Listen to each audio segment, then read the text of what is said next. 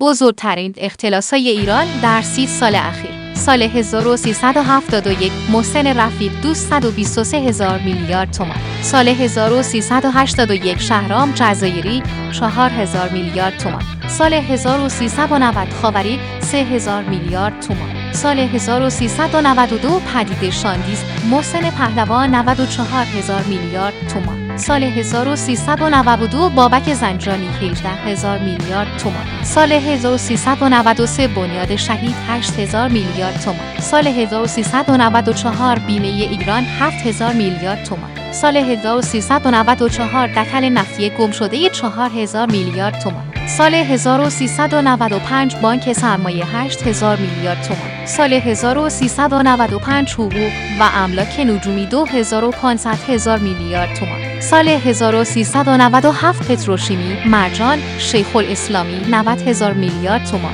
سال 1399 گروه نهان خودرو عباس ایرانی 50,000 میلیارد تومان.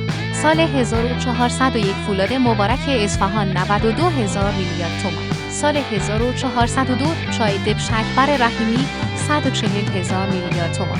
تمام این اختلاس‌ها بخش کوچکی از فساد مالی در ایران بوده که او رفت و چیزی حدود 517,000 میلیارد تومان فقط همین 14 تا اختلاس عنوان شده. حالا تو بگو اگه تو قاضی بودی با اینا چی کار می‌کردی؟ تو کامنت ها برام بنویس. اگه از این دست ویدیوها دوست دارین ممنون میشم این ویدیو را لایک کنید و کانالم رو هم سابسکرایب کنید.